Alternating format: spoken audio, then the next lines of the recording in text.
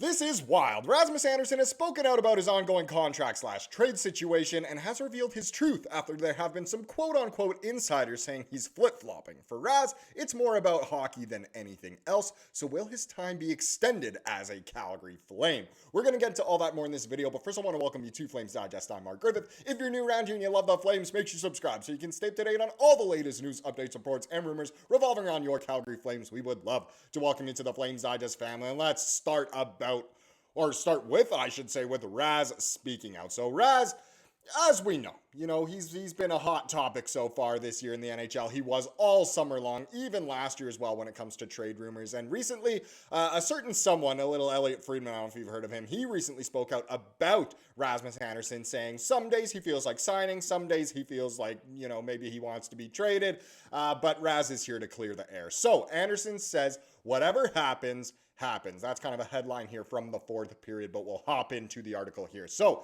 as trade speculation continues to surround Calgary Flames defenseman Rasmus Andersson, given the team's struggles this season, the 29-year-old is doing his best to focus on his game and making Sweden's Olympic roster.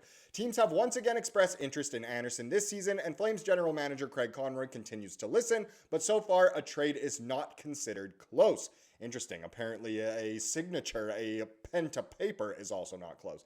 Now, numerous reports have linked the Dallas Stars and Vegas Golden Knights as two teams Andersson would be open to signing an extension with, and while both clubs remain interested, it's unclear if other teams are still in the hunt. The Toronto Maple Leafs reportedly inquired again earlier this season, but a deal between the two clubs seems unlikely. Toronto is not in a place to add right now, and they don't have any assets to give.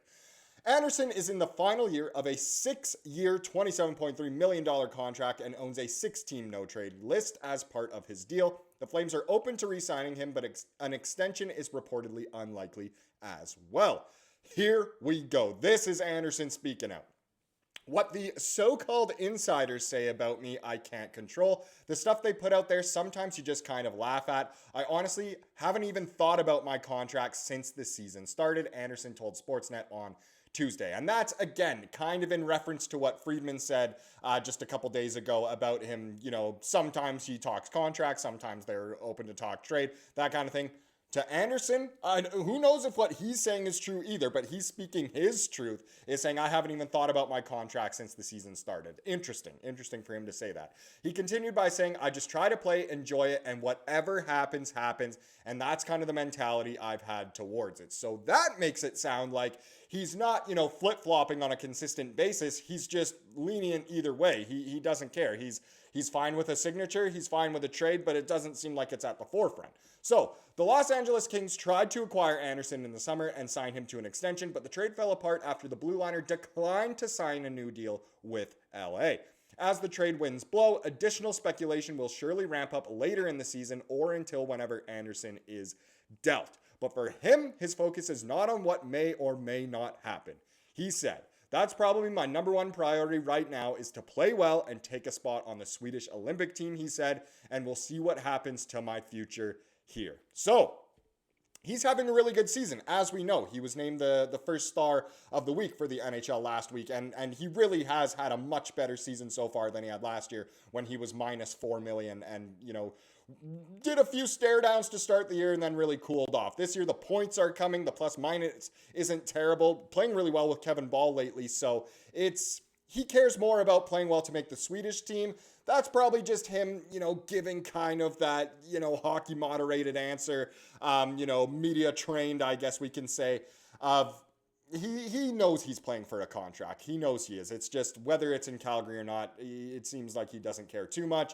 But again, that's probably him just purposely being a little bit indifferent because, let's face it, the players do not like the media speculation. I'm sorry, Calgary Flames.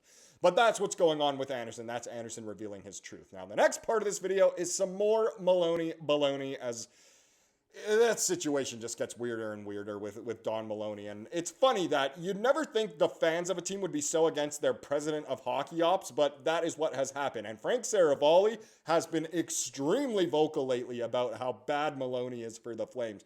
But Frank Saravalli continues his crusade against Flames management. Saravalli had this to say: Don Maloney needs to go, period, full stop. He's a piece of furniture in the way. They don't have the right person at the very top, and that needs to change, Saravalli said on Flames Talk. And for once, a lot of Flames fans will be agreeing with Saravalli here, which again it's quite interesting that this has kind of been said.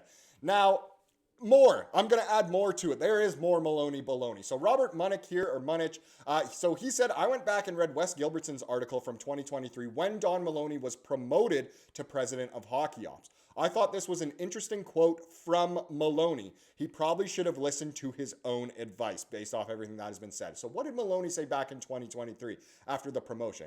He said, I've been here for 7 years, but I'm not looking for attention. I can't wait to put a manager in place and he can talk about the team and do the things a manager does. That's not me. I think I can help, but you're not going to see me up there doing press conferences.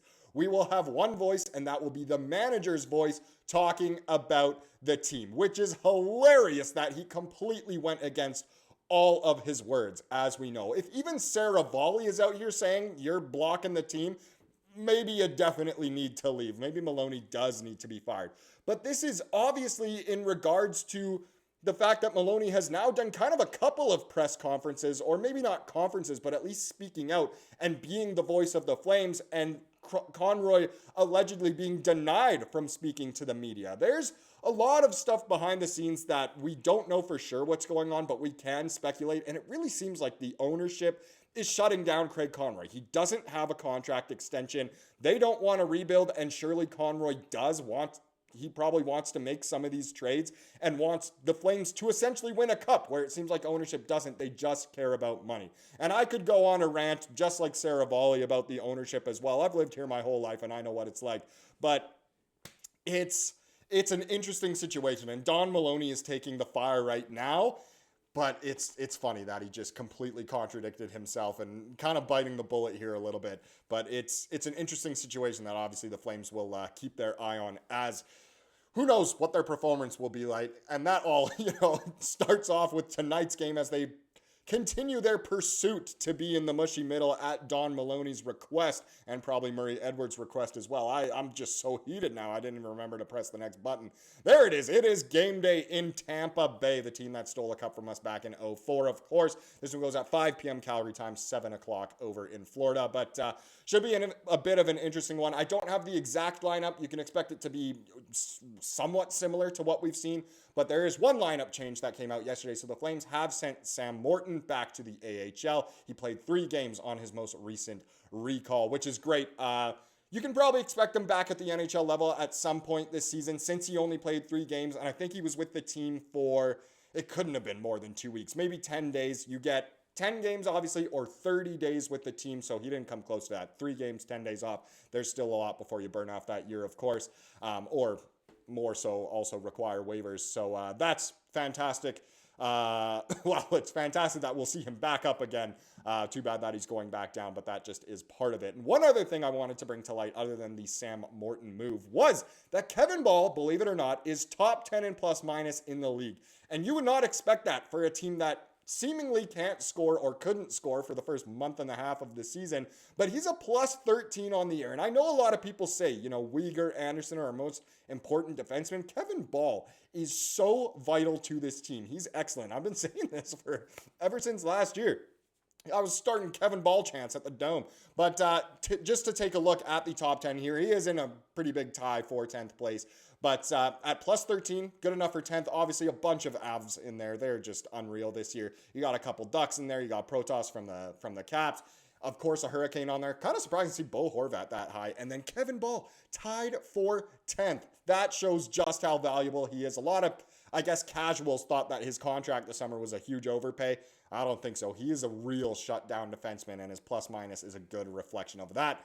Hopefully he can keep it up, but maybe the Flames not be in the mushy middle. I know it's kind of a hard thing here. But anyway, game tonight in Tampa. Now let's get into the comment of the day to wrap up this video, as we love to do here on the channel. It comes from yesterday's video, of course, and this was a good comment here from Euphoric Toast.